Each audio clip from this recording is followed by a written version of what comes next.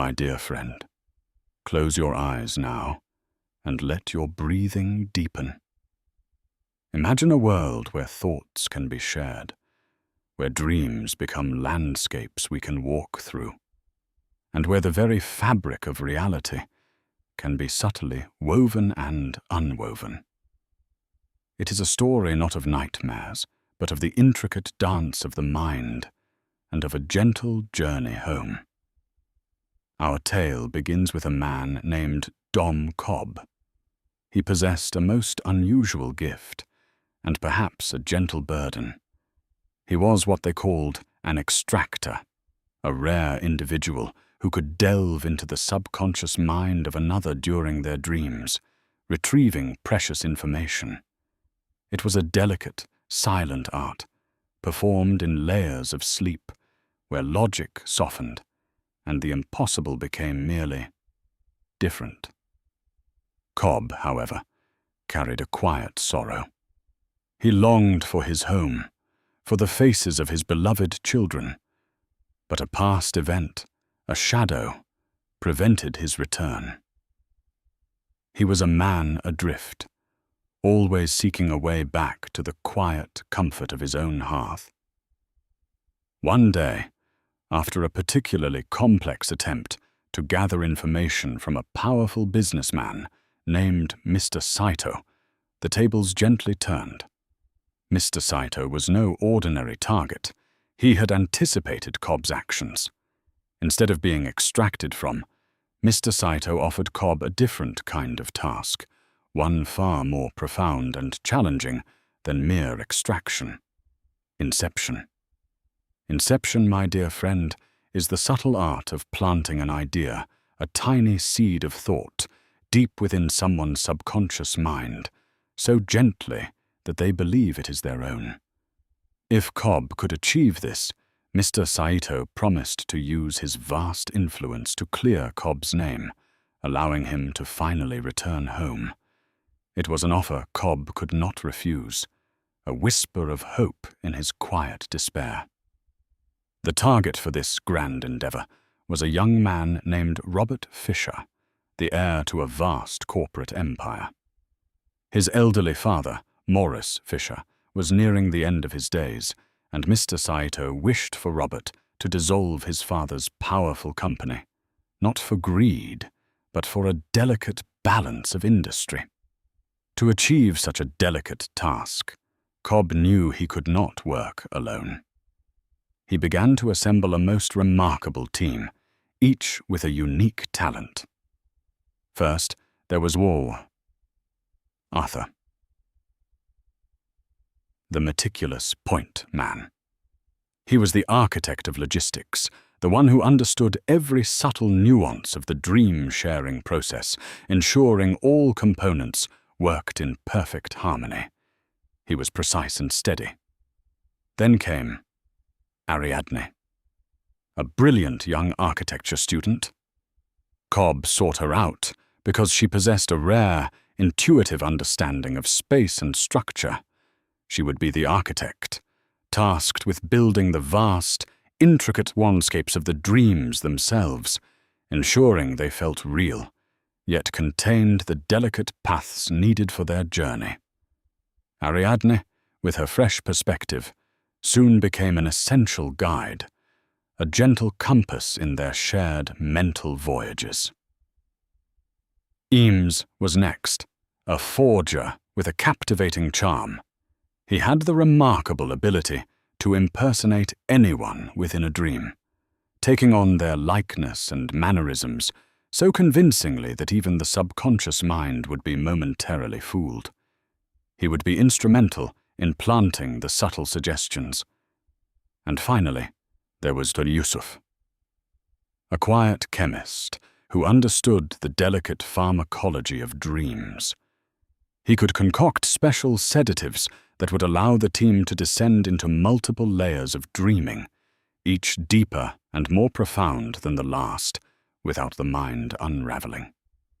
With the team assembled, they began to weave their intricate plan.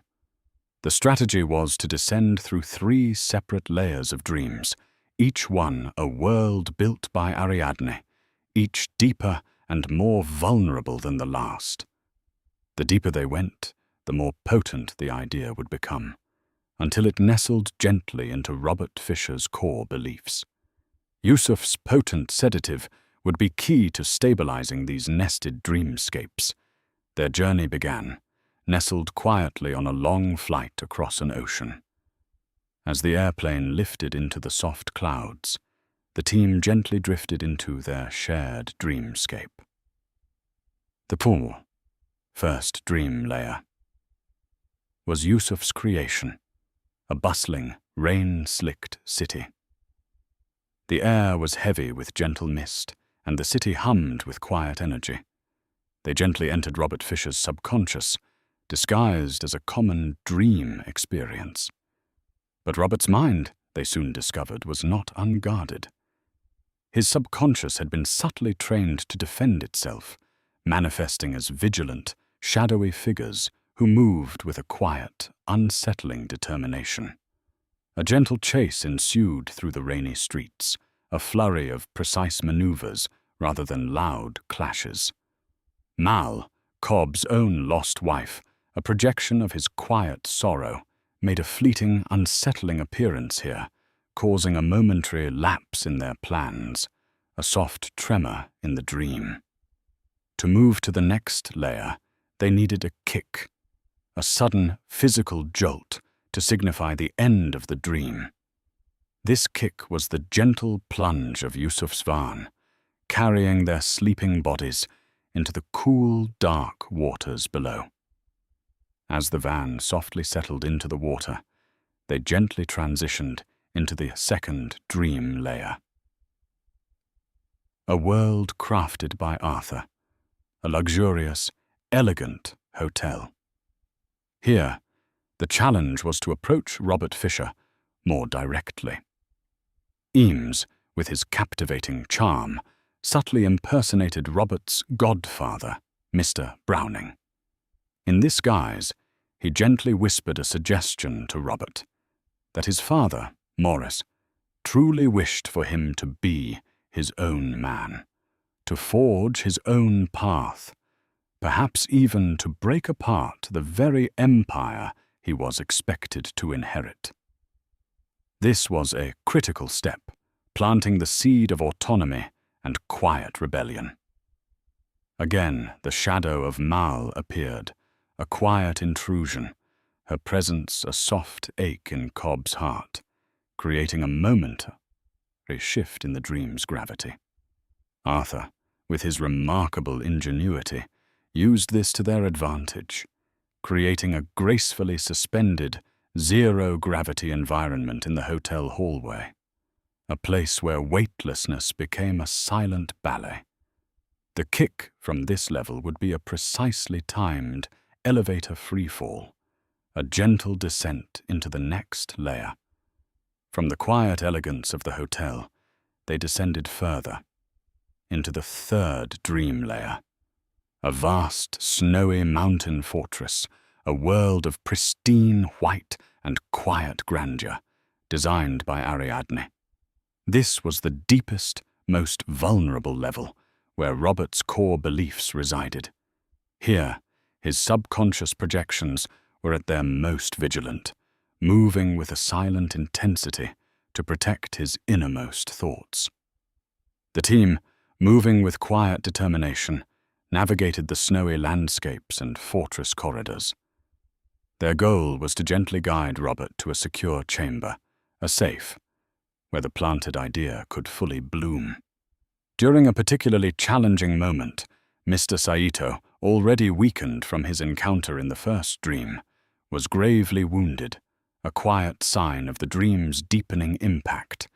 And then Mal reappeared, her presence a sorrowful echo, leading to a profound crisis.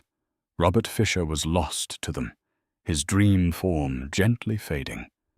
To retrieve Robert and complete their mission, Cobb knew he had to go even deeper, into a realm called Limbo.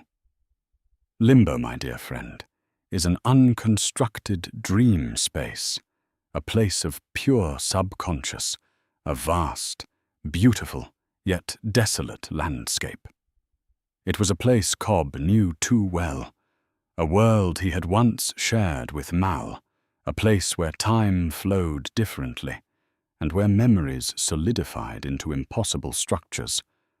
Ariadne, with her gentle courage, followed Cobb into limbo to keep him anchored, to ensure he did not lose himself in the endless depths as Mal had. There, amidst the crumbling edifices of Cobb's memories, he confronted the profound truth of his past with Mal. He confessed how, in their own time in limbo, he had gently, subtly, planted the idea in her mind that their shared dream world was not real, hoping to wake her. But the idea had taken too deep a root, making her believe that even the real world was a dream, leading to her tragic choices. It was a heart-wrenching, quiet confession, a release of a long-held sorrow. In limbo, Cobb also found Mr. Saito, who had drifted into this forgotten place after his injuries, his mind gently decaying with the passage of infinite dream time. Saito was an old man, weary and lost.